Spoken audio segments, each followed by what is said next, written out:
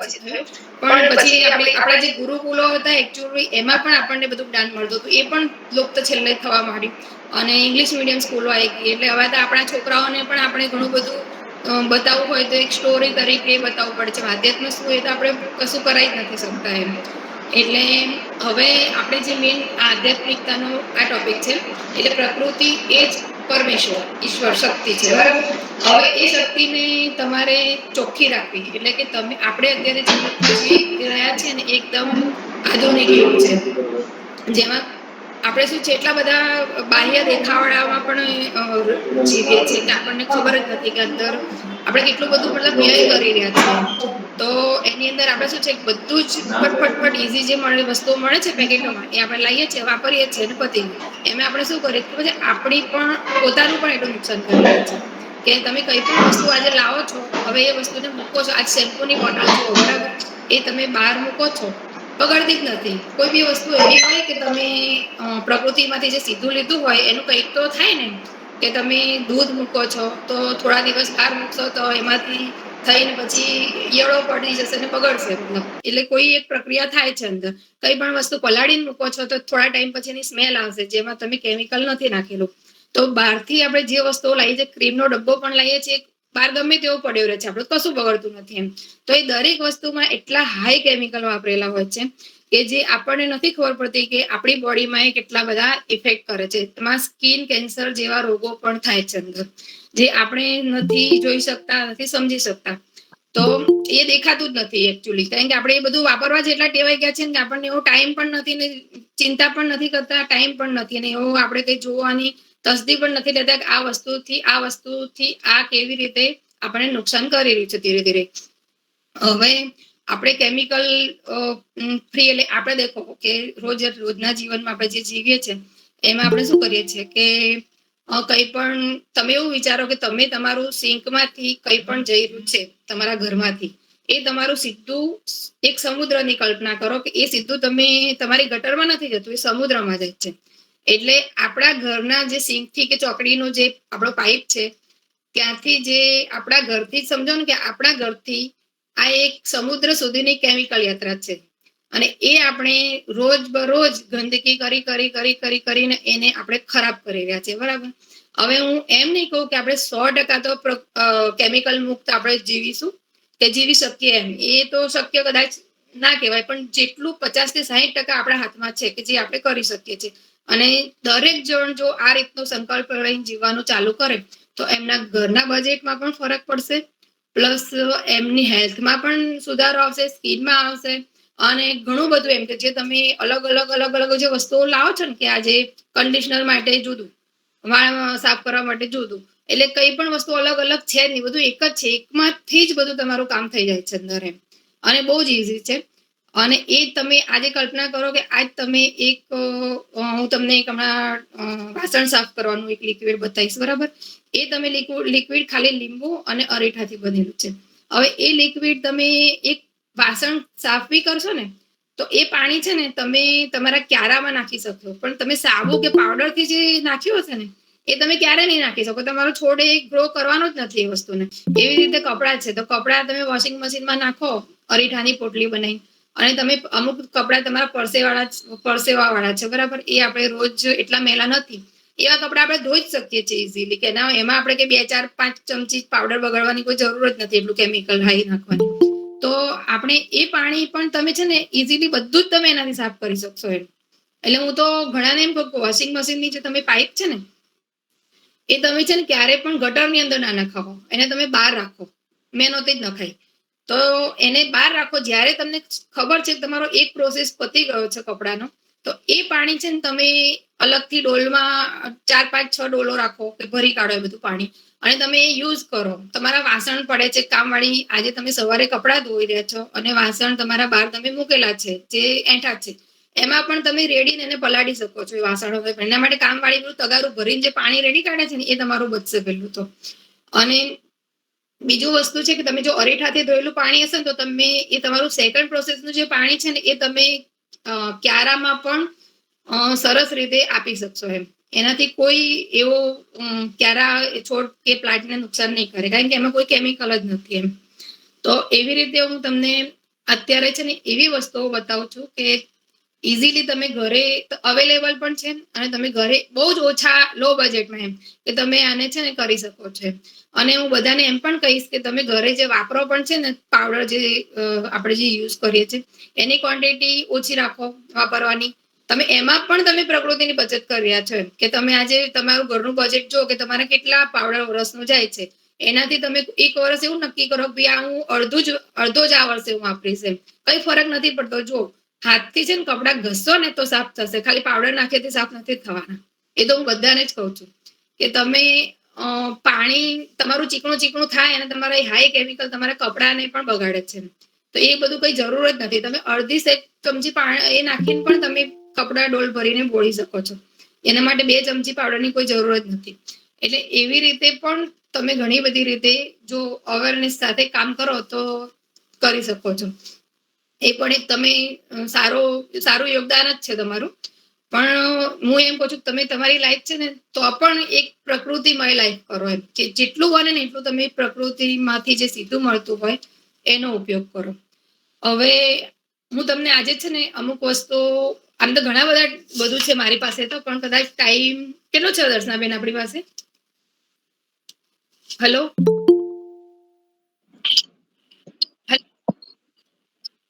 Okay.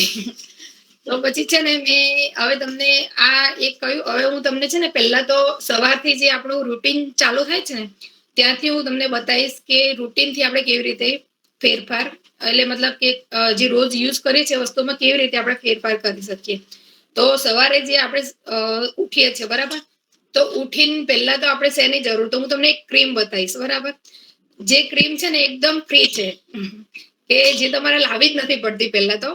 અને એ cream છે કદાચ કોઈને એવું લાગે પણ એવું સેજ પણ ના લગાડતા. આ બધું નેચરમાંથી આપણામાંથી બધું સીધું જ છે અને બધું એક જ છે. તો આપણે જે મોઢાની લાળ છે ને તમે એ સાંભળ્યું જ હશે કે મોઢાની લાળ છે ને આપણે તો શું પણ ભગવાને બધાને જ રીતે આપી છે કે પશુ પક્ષીઓને કઈ વાગે ને તો એ ચાટીને જ એનો ઘા સાફ કરતા હોય છે અને એ એક આ રીતે દવાનું જ કામ કરે છે. તો આપણી મોઢાની લાળ પણ એ જ છે.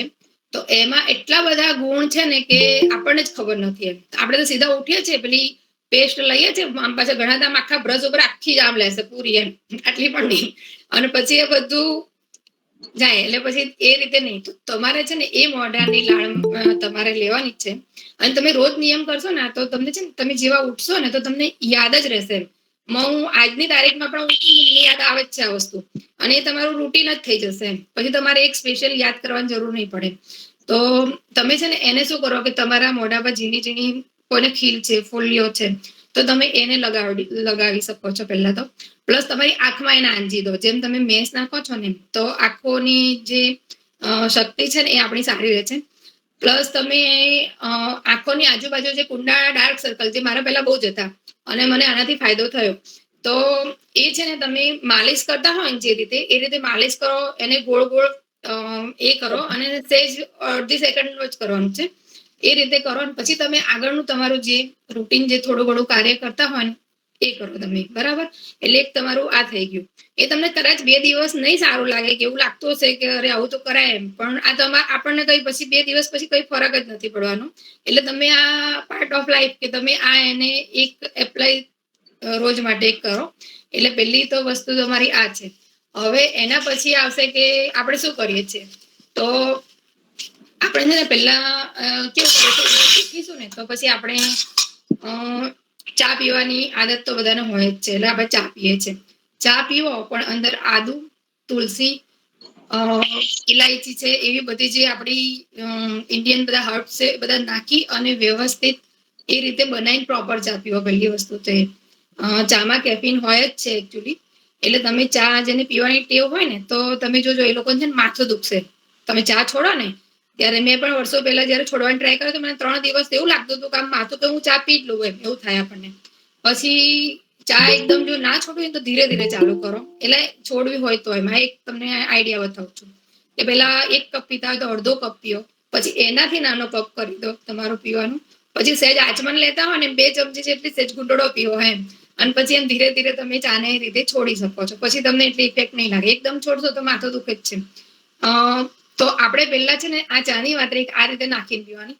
પણ ચાના પહેલા આપણે કરવાનું છે કે આપણે શું કરવાનું છે કે એના માટે ઘણા બધા આપણી આજુબાજુ પણ હશે ઘણા બધા વૃક્ષો હોય છે કે એમાંથી બધા પત્તા લેવાના છે. અને આ એક હેલ્ધી ટોનિક ટોનિક અને ઇમ્યુનિટી માટે બેસ્ટ છે. કે વડ છે, પીપળો છે, જાંબુ છે, તુલસી છે, એ બધાના જે એટલે જાસૂદ પણ છે એનું પણ લેવાય. અને તમે 12 માસી તો બધાના ઘરે હોય જ છે લગભગ, એમ મારું માનવું ત્યાં સુધી. અને ના હોય તો કુંડામાં નાખી દેજો, બહુ જ ઇઝીલી થઈ જાય છે. એનું કટિંગ થી પણ 12 માસી થઈ જાય છે. તો 12 માસીના જે પત્તા છે એ તમે એ પણ અંદર યુઝ કરી શકો. આ બધાના 2-2 પાના, 2-3 પાના લેવાના છે. અને એ પાનનું તમારે જવારા શક્ય હોય તો જવારા ઘરે વાવો અને એ તમે અંદર નાખી અને એનું એક આખું શું કહેવાય ગ્રીન જ્યુસ બનાવો. અને એ જ્યુસ તમે છે ને અડધો ગ્લાસ પીવાની ટેવ પડો. અંદર લીંબુ નાખશો ને એટલે ટેસ્ટી લાગવાનું છે. જો ઘરમાં પાલક હશે ને તો પાલક અને લીંબુ એડ કરશો ને તો બહુ ટેસ્ટી લાગે છે. એટલે એવું નથી કે કઈ તમને ખરાબ સ્વાદ આવશે.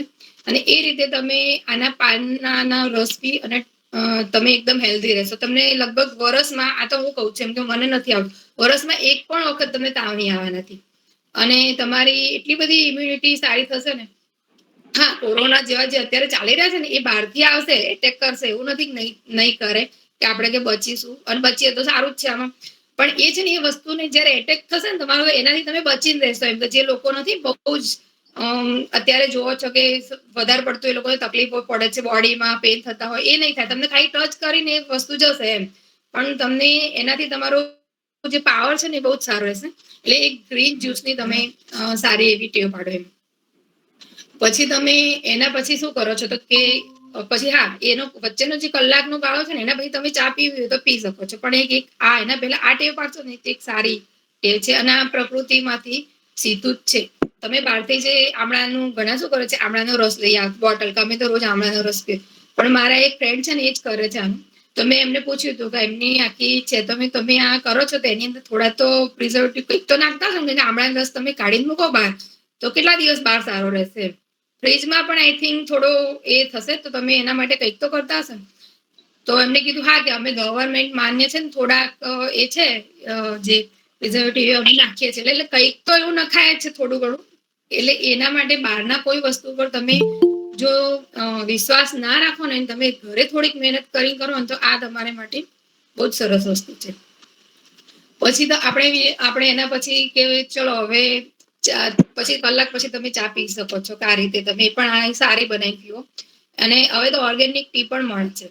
હવે ઓર્ગેનિક ટીમાં શું હોય છે કે કેફીન એ લોકો નથી નાખતા. એટલે તમને છે ને ચા તો કલર જ આવશે, ચા જેવી ચાના પત્તા જ હોય છે. પણ જે અંદર આ આપણે ટેવ છે ને એકચ્યુઅલી અંગ્રેજોએ પાડેલી છે. ખબર તમે જયારે અંગ્રેજ આવ્યા ને ત્યારે એમને શું કહેવાય દારૂ મતલબ શરાબ એ લોકો ના બહુ જ હતું. એટલે એમને આપણા પુરુષો પાડી જ હતી.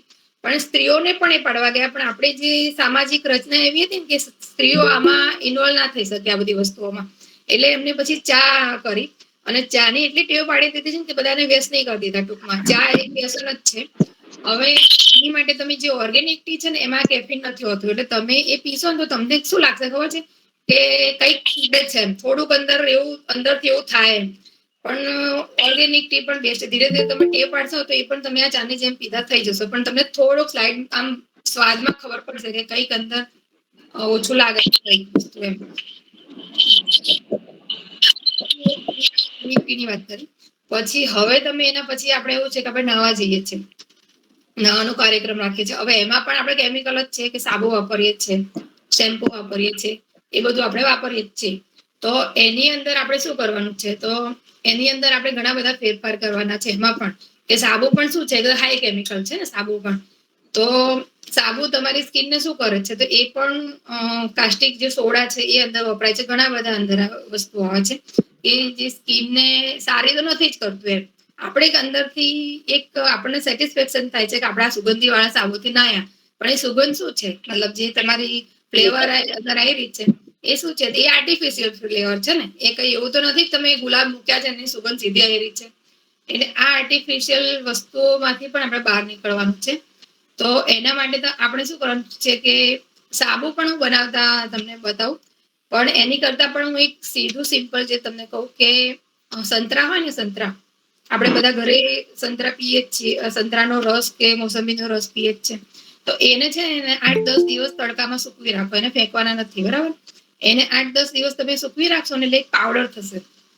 પછી એને પાવડર કરો, કારણ કે એને છે ને થોડોક તડકો ફૂલ જોઈએ તો એ બરાબર થશે એના કડક. તો એની અંદર તમે બનાના પીલ પણ નાખી શકો છો, કેળાના છોડા. અને એની અંદર તમે મુલતાનની માટી, જો કોઈને ખ્યાલ હોય ને તો મુલતાનની માટી પણ બહાર મળે જ છે, નાના નાના એના આવે છે પીસ, વ્હાઈટ કલરની. અને એ ઓપ્શનલ છે, જો ના હોય તો વાંધો નથી. તમે આ લીમડાના પાના, કેળાના છોડા અને સંતરાનો પાવડર એ તમે ભેગો કરી અને એનો છે ને પાવડર કરી કાઢો. એક ચાળણીથી તમે એને ચાળી લો અને એક બોટલમાં તમે એને ભરી રાખો. હવે આની માટે છે ને હું તમને બતાવું છું જે મેં બનાવ્યો છે, મારા બાથરૂમમાં હું એ જ રાખું છું. આ ડબ્બો છે, બરાબર. આ છે ને આ રીતે મેં આટાવાળો ડબ્બો લીધો છે અને આ રીતે મેં છે ને હોલ કર્યા છે અંદર, દેખાય છે બધા. હવે આ હોલ ને આ એનો પાવડર છે મારો, જે આ રીતે છે, બરાબર. આ ટાઈપનો થઈ જાય છે. હવે તમે આમ સ્મેલ પણ એની બહુ સરસ આવે છે.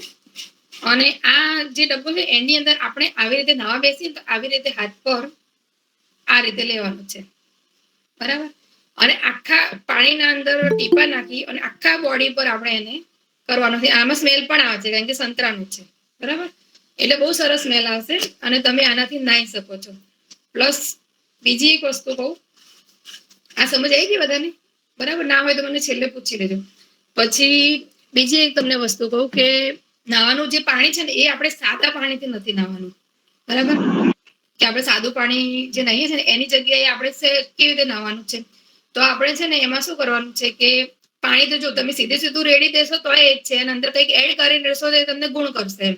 તો કેસુડો ખ્યાલ હોય તો જંગલમાં તમે અંબાજી સાઈડ જશો ને તો ત્યાં પણ ફૂલ મળે છે. હું અંબાજીની જ છું એટલે મને તો ખબર છે કે અમારે ત્યાં આદિવાસી વિસ્તારમાં બહુ જ થાય. અને એના વૃક્ષો પણ બહુ જ સરસ લાગે, ઓરેન્જ કલરના ફૂલથી. અને હોળીની આસપાસ એનું બહુ જ સરસ સ્ટાર્ટિંગ થઈ ગયું હોય. એના તમે જશો ને બાજુ તો હોળીની આસપાસ તો બહુ જ સરસ માર્ચમાં તો ખીલેલા હોય બધા એના તો વૃક્ષો પર ફૂલ. તો એ ઓરેન્જ કલરનો જે કેસુડો આવે છે એના ફૂલ તમારે જો અહીંયા છોટા ઉદેપુર સાઈડ પણ આઈ થિંક છે. તો અને અત્યારે તો છે ને આ જે ગાંધીની દુકાનોમાં પણ મળતો હોય છે.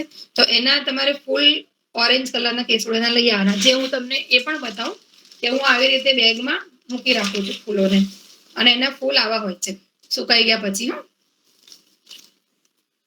આ રીતે. તો આ જે કેસુડાના ફૂલ છે સુકાયેલા એ લેવાના છે. અને એની અંદર આવી છે ને આપણે એક લેવાની છે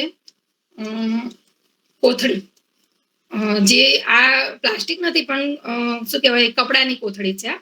એનો આ એક ભાગ છે ને, તમને હું બધાને બતાવું છું કેવી રીતે કરવાની. એ કેમેરો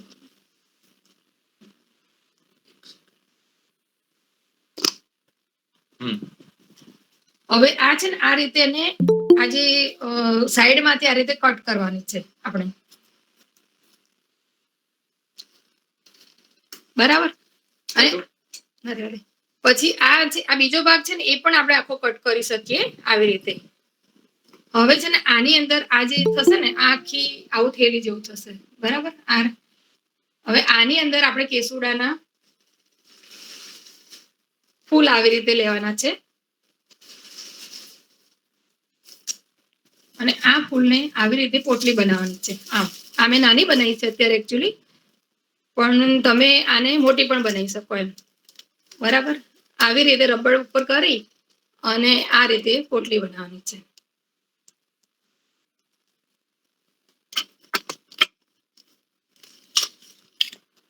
હવે આ પોટલી જે છે ને એ આપણે નાવા બેસીએ છીએ ને તો નાવાના પાણીની અંદર ડીપ કરવાની છે. જો મેં આગળ આ રીતે મૂકી રાખી છે મારી,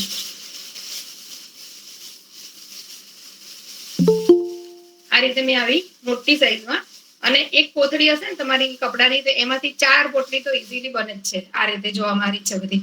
તો આમાં શું કરવાનું છે, આ પોટલીને આપણે પાણીની અંદર જઈએ ને તો એ આપણે છે સીધી શું કરવાની છે, એને ડીપ જ કરવાની છે. જે તમારી ડોલનું પાણી હશે ને તો એની અંદર તમારે ડીપ કરવાનું છે. જે હું તમને એ પણ બતાવું છું કે આ આપણો વાડકો છે. અત્યારે હું આ વાડકો લઉં છું, બરાબર, અને એની અંદર હું ડીપ કરું છું.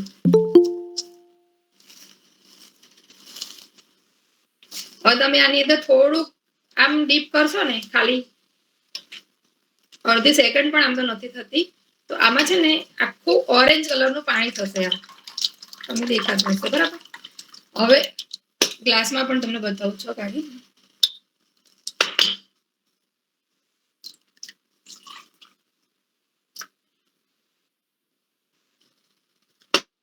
એકનું ઓરેન્જ કલરનું એટલી જ વારમાં પાણી થઈ ગયું આપણું. સરસ. હજુ થોડીક વાર વધે ને આનાથી વધારે ઓરેન્જ થાય. હવે કેટલી વાર થઈ આમાં? કશી જ વાર નથી થઈ. તમે ડોલ ભરાવા મૂકો અંદર પોટલી નાખી દો તો પણ સરસ થાય છે. હવે આ પોટલી 5 દિવસ આપણી આ રીતે જ પાણી આપ્યા જ કરશે અને ચાલ્યા કરે છે 5 દિવસ, બરાબર. તો આપણે આ રીતે કેસુડાના પાણીની પોટલી કરી અને આપણે પાણીથી આપણે નાહવાનું છે. પ્લસ તમે લીમડો હોય ને તો લીમડાનો પાવડર હોય એ પણ તમે અંદર નાખી શકો છો અને એનાથી પણ તમે નાહી શકો છો. એટલે આપણે સાદા પાણીની જગ્યાએ આ એપ્લાય કરવાનું છે ને આપણે આનાથી નાહવાનું છે. એનાથી શું થશે કે કેસુડો છે ને એ આપણી સ્કિનમાં કંઈ પણ સહેજ પણ કોઈ એને શું કહેવાય, વિષાણુ કહેવાય, જે આપણે જમ્સ કહીએ છીએ, એ બધા જે સ્કિન પર લાગ્યા હશે ને એ આનાથી ક્લીન કરે છે. એને લીમડામાં પણ એ જ ગુણ છે કે સ્કિનને સારી કરે છે. આપણા ઉપર જમ્સ હોય એને સાફ કરે છે અને સારો ગુણ છે. એવી રીતે કેસુડામાં પણ એ જ ગુણ છે. અને ઉનાળામાં નાના છોકરા છે જે ફોલ્લીઓ ઝીણી ઝીણી થતી હોય છે ને, અળાઈઓ જેવી, એના માટે પણ આ અક્ષિત છે. એટલે આ આપણે રોજ એપ્લાય કેસુડાના પાણીથી નાહવા માટે કરવાનું છે. હવે આપણે માથું ધોવું છે, બરાબર. તો માથું ધોવા માટે આપણે શું કરીશું? તો માથું ધોવા માટે પણ હું તમને એક શેમ્પુ બતાવીશ કે જે અરીઠા, આમળા, શીકાકાઈ અને લીમડો એનાથી એ બને છે. અને હા, એના પહેલા હું તમને એક વાત કહી દઉં કે અરીઠા અને આમળા છે ને, તમે જો કદાચ તમને ઘણા લેડીઝને છે ને રાત્રે પલાળવાનું, પલાળીને પણ એવું કહે છે કે માથું ધોવાનું એમ, તો ઘણી લેડીઝને એ બધું ના કરતા પાવડર પણ તૈયાર મળતા હોય છે. તો તમે પાવડર પણ કરી શકો છો. તમે ઘરે પણ પાવડર બનાવી શકો છો. જે પાવડર મારી પાસે પણ હું બનાવું છું, જો હું ઘરે જે બનાવી રાખું છું પાવડર, એ આ રીતે છે. ના, કોઈએ પૂછ્યું છે કે કેસુડાનો રંગ શરીર